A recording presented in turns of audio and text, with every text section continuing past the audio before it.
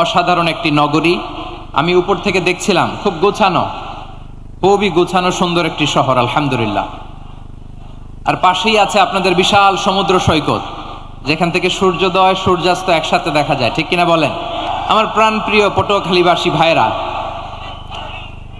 বিশেষ দুটি কারণে বরিশাল বিভাগের প্রতি আমার আলাদা একটা ভালো লাগা। এর কারণ, এই অঞ্চলে আলেম ওলামা বেশি, ঠিক কিনা বলেন?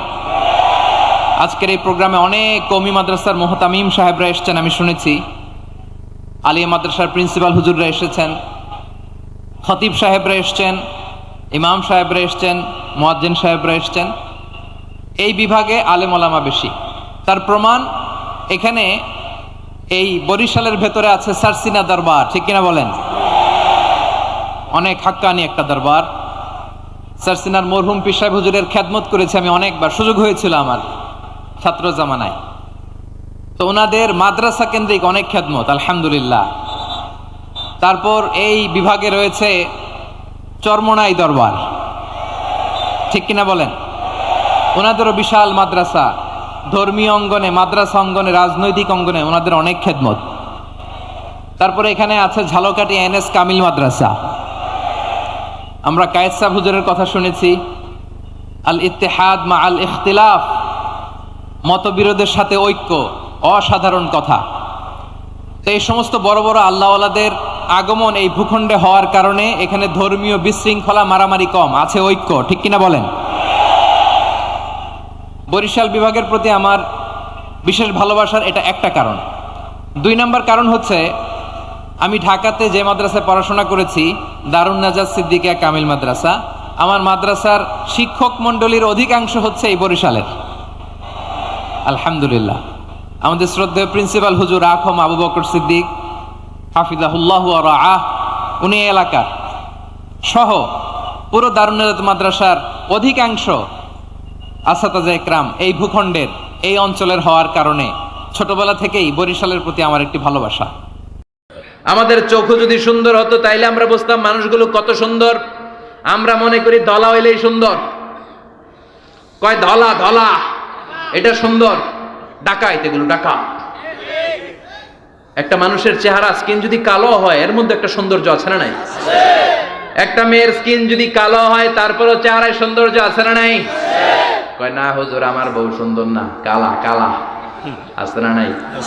তুই ডাকাইত, তুই কি ডাকাইত। একজন মানুষের চেহারা যেরকমই হয়, আপনি খেয়াল করে দেখবেন, তারপরও তার অবয়বের মধ্যে একটা এক্সট্রা অর্ডিনারিটি আছে, কারোর সাথে কারোটা মিলে না। সুবহানাল্লাহ পড়েন। এজন্য প্রতিদিন স্ত্রীরে বলবেন, স্ত্রী তুমি সুন্দরী, তুমি অনন্যা, তোমার চাইতে সুন্দরী গোটা বিশ্বে কেউ নাই। কইবেন না? মুরব্বীরা কয় না, কইতাম না, আগে কইয়া ফেলাইছি।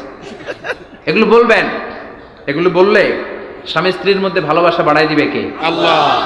আমি প্রায় এগুলো বলি, উৎসাহিত করি যে স্বামী স্ত্রীর মধ্যে যে ভালোবাসাটা, এটা পবিত্র, এটা জান্নাতি। এই ভালোবাসা জান্নাতে শুরু হয়েছিল সাইয়েদনা আদম আর হাওয়ার মধ্য দিয়ে। চিল্লা এখন ঠিক না? স্বামী স্ত্রী দুইজনে একের হাতের সাথে আরেকজনের হাত মিলালে হাতের সগীরা গুনাহ মাফ করে কে? আল্লাহ। স্ত্রীর চেহারার দিকে নজর করে তাকালে চোখের গুনাহ মাফ করে দেয় কে? আল্লাহ।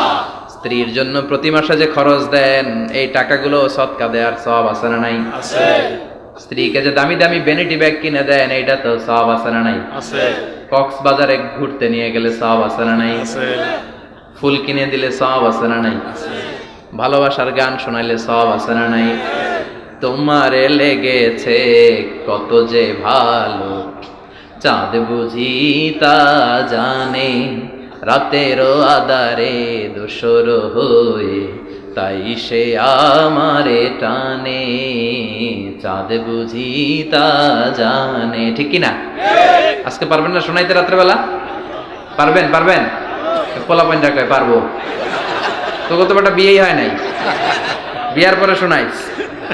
তো এই ভালোবাসার গানগুলো শোনালে নিজেদের মধ্যে একটা ইন্টিমেসি তৈরি হয়। বিশ্বনবীও এরকম স্ত্রীর সাথে খুনসুটি করতেন, ভালোবাসা করতেন।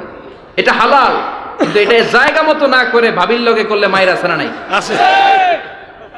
ভালোবাসার গান জায়গা মতো শোনাতে হবে।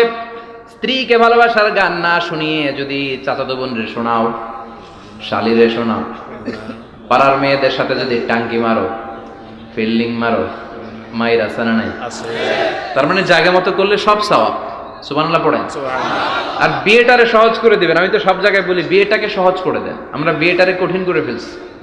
একটা ছেলে এই দেশে 16 থেকে 18 বছর বয়সে ম্যাচিউরড হয়, কিন্তু ওরে বিয়ের পিড়িতে বসায় 32 বছর বয়স।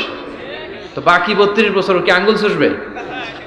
কথা কন, কি করবে? ও যে পাপ কাজ করে, ও যে পর্নোগ্রাফি দেখে, ও যে মাস্টারবেশন করে, এগুলোর পার্সেন্টেজ গুণা মা বাবার আমল নামায় আছে না নাই? মা বাবার এত সহজে পার পেয়ে যাবেন না। ছেলে মেয়েগুলারে সময় হলে বিয়ে দিয়ে দেন। বিয়ের চেয়ে ভালো কাজ পৃথিবীতে আছে?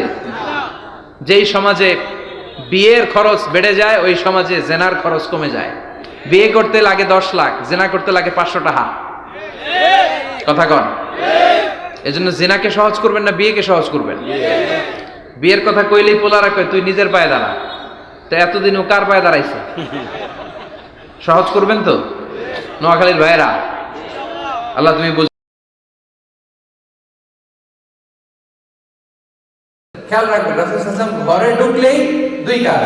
এক নাম্বার সালাম, এক নাম্বার আম্মা জান আয়েশা বলেন, এত বছর বিষ্ণু ইসলামের সাথে সংসার করলাম, একদিনও আমি আগে সালাম দিতে পারিনি।